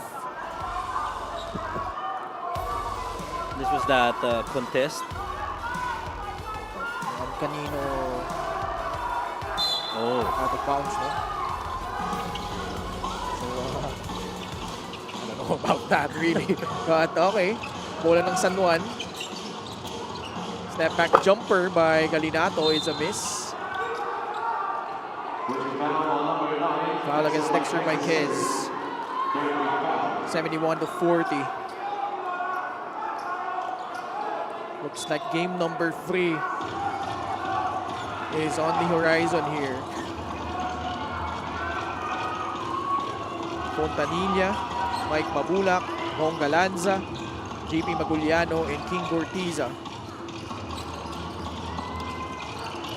Mabulak hesitated, eventually taking that shot, making it from around 15 feet. No, actually, Mike Mabula getting very limited floor time in game number 2. And that's a foul on Josh, definitely. Sumundot, pero may tulak din. Fontanilla will troop back to the bench, picking up his 5th foul.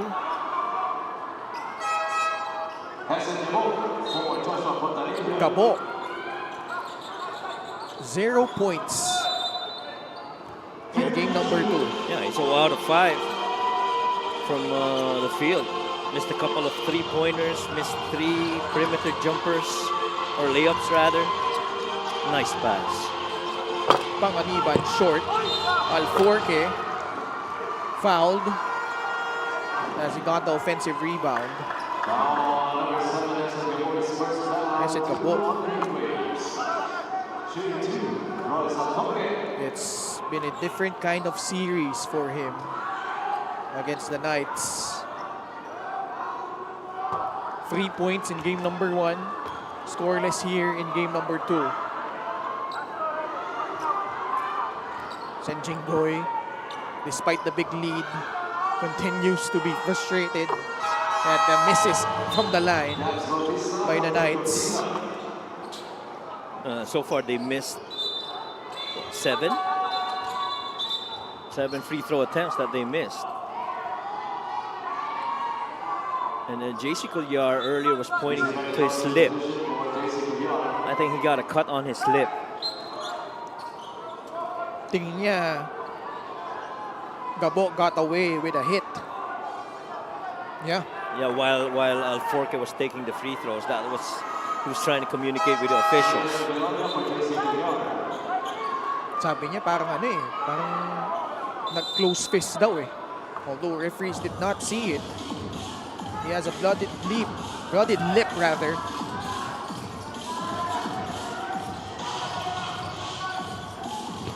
Nice pass. Interior pass to Mahulak. 6:45 left. And it really has been, for the most part, just single coverage, no? For the Knights. Rarely have you seen help that's coming. They really just try to, keep somebody in the gap and not allowing a straight line drive. And if you go up against a team like that, this is one of the cleanest shots that they've taken so far into heat waves, with Bong Galasa coming out of a gate screen and really just knocking it down from top of the key. Pangasinan, all series long, has not shot the ball well from beyond the arc. In game number 1, 1 out of 14, yet they won because of their dominance inside the paint, plus 28, Coach Mike. Tonight, 3 out of 19 from 3. Pero yung points in the paint, San Juan has the slight edge, 26-24. Totoo. And, that's a push. That's going to be 2 free throws. Oo, kasi Foul away. That's away from the ball. That basket of Mike should count. and the baseline inbound. And then, 2 free throws na. Yeah, 2 free throws. That would be 2 free throws. Assist of the game is powered by 747 Live. Dito nga sa legit. This one, because as Mike was taking that shot, he got pushed from behind, and so that's a foul away from the ball. You count that basket, and you get 2 free throws for JP. Yan na yung rule, no? Yeah. When it comes to that. JP hits the free throw. Chance to cut it down to 23. You never know. Oh, yeah. And we were talking about the prospect of game number 3. Now San Juan sensing some fight back galing dito sa Pangasinan. They will sue for time. This lead cut down by 20 to 23 points, 72-49.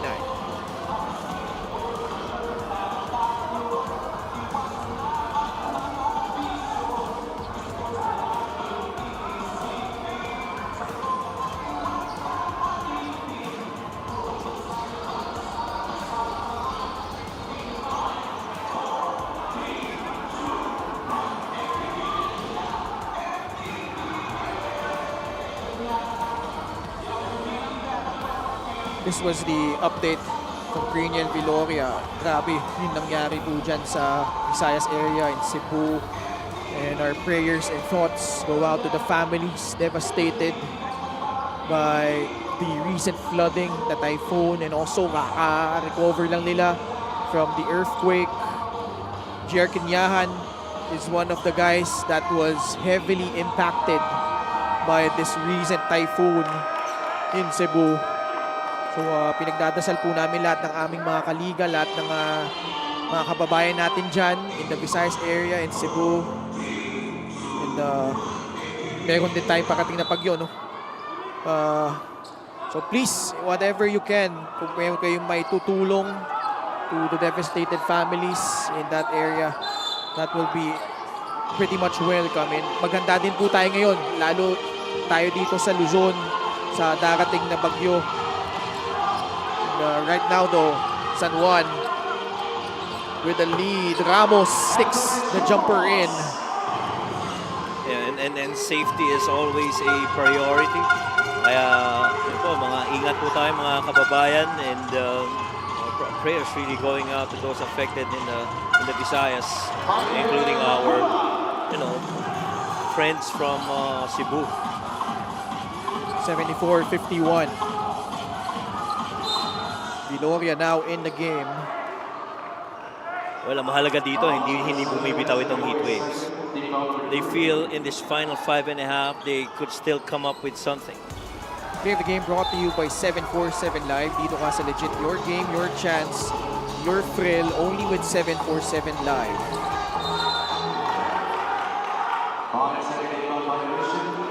Ninban violation against San Juan. This is not a done deal yet. Yeah, this is not a done deal. You have to remember na itong Heat Waves ay bumalik mula sa what? They were down 6-8 in the 1 minute remaining against that Nueva Ecija series.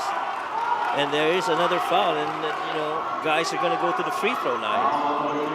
And you have to, paalala lang natin, pag nagiging free throw game ang laro, nagiging advantage para dito sa yun ang gusto ng Pangasinan Heat Waves eh. Gusto talaga nila ipukpok sa loob. Yeah. Pero ang ganda ng adjustment ng San Juan eh. They really took that away from them. Yes. I mean, you haven't seen much of Mabulak, Napoles, Manuel inside. They took them out of the game because of the activity of the guards. A lot of up and down, especially in that third quarter. Also yung mga downhill attacks, no? Oh boy, look at that. Pero Pangasinan making their move. Panganiban crossing the timeline. Now, if you're the Knights, you cannot play cautious right now. Kailangan mo pa rin mag-execute and not just, waste the time away. You still gotta have some shot attempts. Yeah, at this point, you don't want to give any sort of momentum dito sa Pangasinan. Galanza drives, lays it in, lead down to 19. Closest they've ever been from a high of 36. This is down to 19. They've cut it to almost in half. Panganiban, pasa kay Gamboa. Pangasinan not giving up just yet. Nawala ang bola sa San Juan. Maguliano, dire-diretso. He got fouled. And once again, the Knights trying to break down single-handed the defender right in front of them. But this time, the Heat Waves making it tough for that primary defender to get beat. JP Maguliano at the line. San Juan was up 69-33 with 31 seconds left in the third quarter. Since then, Pangasinan 22-5 run.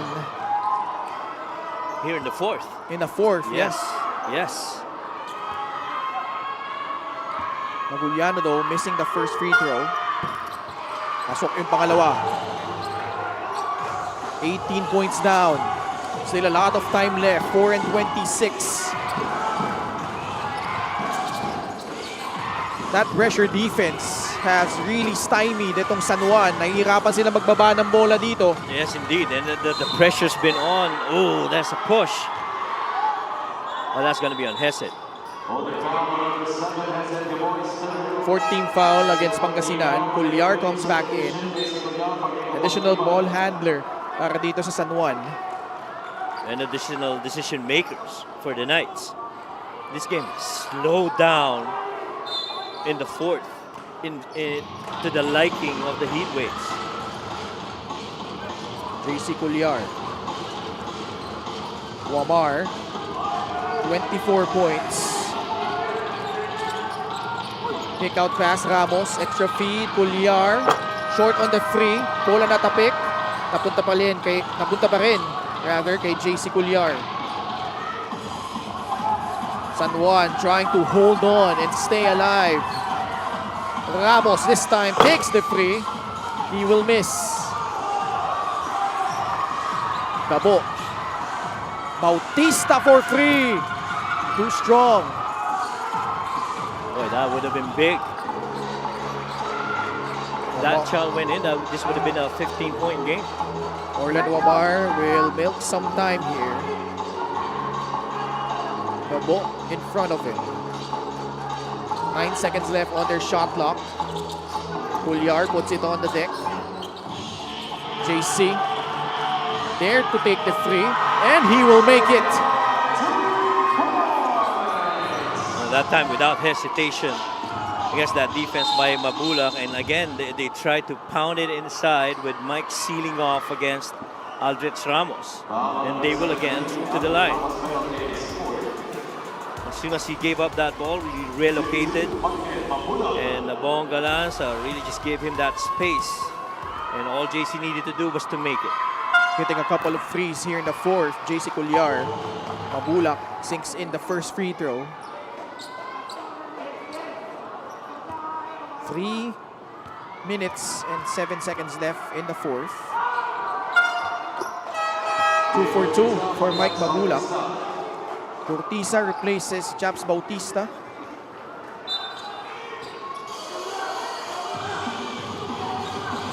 (77-58), 19-point lead. Wamar catching the ball. Gives it up to JC Cuellar. You see the impact of putting in Cuellar. In control, no? Oo. In control sa game. JC with 7 to work with. One more. He will try another free. Off to the left. Paguliano with another rebound. JP. Double foul. Inside. Ramos and Mabulak. And if that's on Andrich, that's his 5th foul.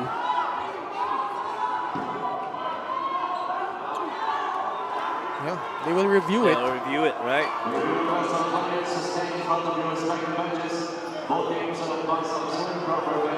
2:41 left. Well, what a run by the Heat Waves here in the fourth quarter. You alluded to that earlier. Right now it's a 23-8. Thankfully for the Knights, naka 3 points pa si Cuellar. Posible ito Ganito yung nangyari sa Gensan at sa Basilan noon, where Basilan had that big lead under 3 minutes left. Mga ganyan din 19 points. Inunti-unti ng Gensan. And eventually forcing overtime and double OT. Umabot pa yung laban na yun. And this is gonna take more efficiencies in shot making, if not from the field then from the line para dito sa Pangasinan.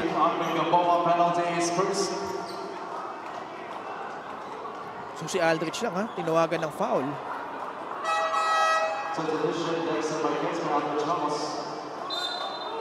So Ramos will foul out.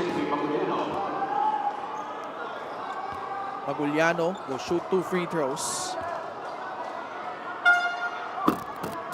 Ooh, masakit yan. They needed that. Heat Waves just 50% at the free throw line tonight. Boss Sedelf is in the house. Oh yes, Boss Sedelf. Shy type pala si Boss, no? I like the palette, the jacket.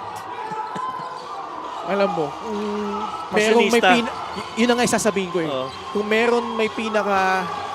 merong fashion sense sa ating lahat, siya na yun.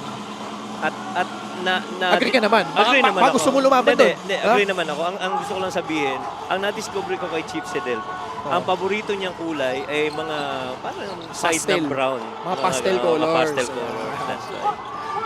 Jumigency ba yun? Pagka gano'n? Hindi ko alam. Tanongin mo na sa likod mo. 77-59. Wamar. Dennison, corner pocket, free. Could be the nail in the coffin. And he's been that good from corner threes. Ganda ng percentage ni Ron Dennison on these 2 games that he's made shot attempts from 3 in the corner. JP continues to attack. Maguliano with 7 points. His 9th and 10th attempts at the free throw line. And really just Orlan Mamar knowing who to give up that ball to. I've got Ron Denison, one of the really good shooters from 3 in the corners. Just deciding to give it up to him.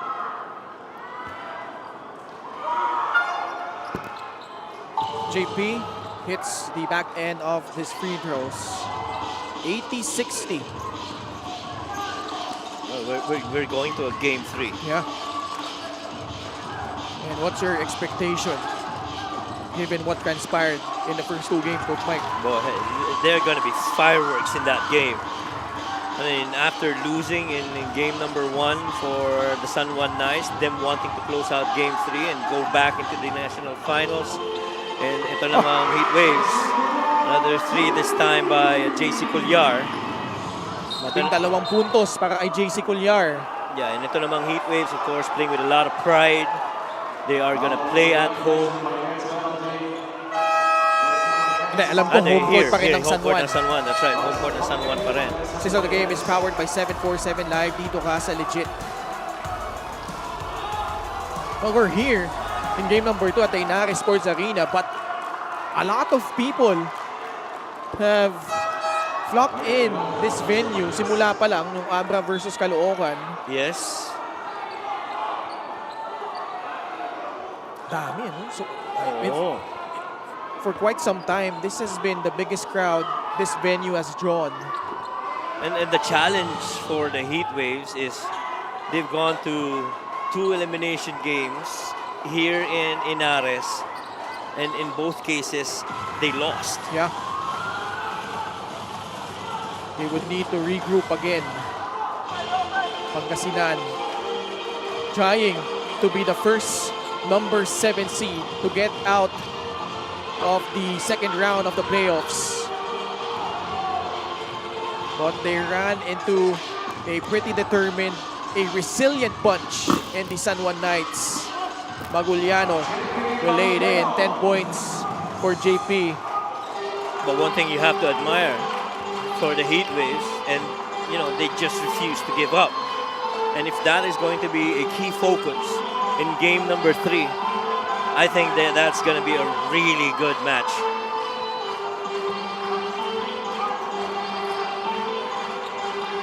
And Cuellar will take the 3. No good. And San Juan will live to fight another day. First field goal from Hesed Gabo. It's been that type of a night for Gabo. 4 points. So he had 7 rebounds and 5 assists, but the Knights, with their backs against the wall, finding a way, halting the momentum of the Pangasinan Heat Waves and pulling out this blowout victory laban dito sa Pangasinan. And more importantly, the important thing that the Knights have done is to start really strong in the first quarter. I felt with Orlan Wamar quickly going to his shots and the other guys contributing from the 3-point makes, that's the important part. That really good start for the San Juan Knights. 11-1 record in the North Division semifinals since the Tattoo Cup. First game number 3 since 2022 North Division Finals against Nueva Ecija. Yun yung serye nila against Coach Gerson Cabildes.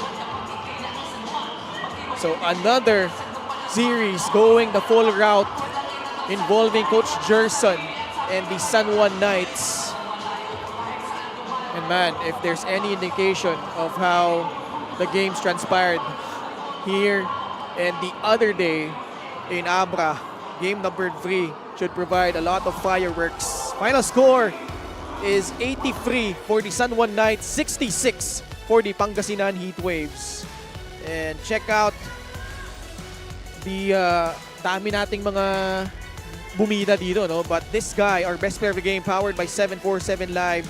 Play what you love, win what you deserve. Orlan Wamar, who was struggling the entire playoffs, putting out a vintage performance.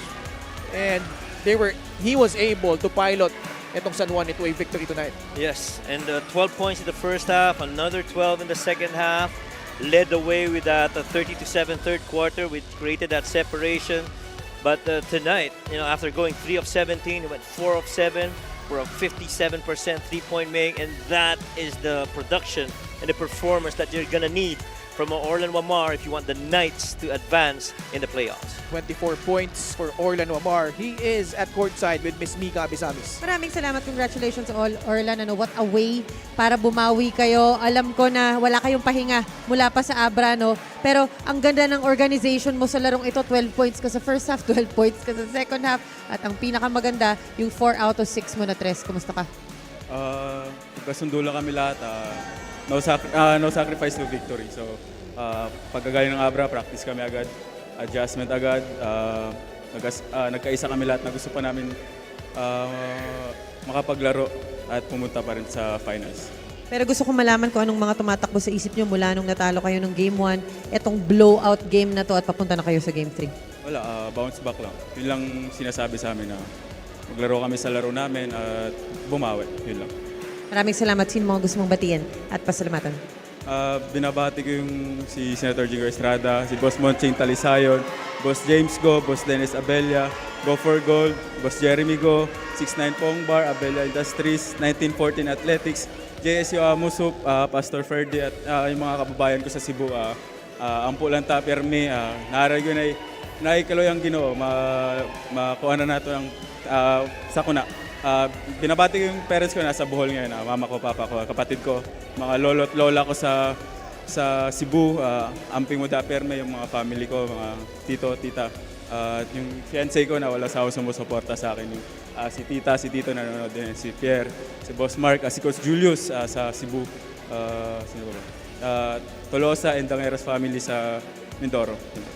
Big congratulations, Orlan. This best play of the game is powered by 747 Live. Play what you love, win what you deserve. Can Coach Mike. Maraming salamat, Mika. Buhay pa ang San Juan Knights forcing a do-or-die game number 3. Playoff bracket. Coach Mike, nanalo kaninang Abra. They're the first team to enter the division finals. They await the winner between these two squads. Yeah, and clearly with this going the stretch to a game number 3, it is going to be very interesting as you head into that rubber match between these two. Same case on the other side of the bracket, the South Division. Quezon 1-0 series lead over Gensan, while Binyan, they were able to stun Batangas in Lucena. And game number 2 will be played in Batangas.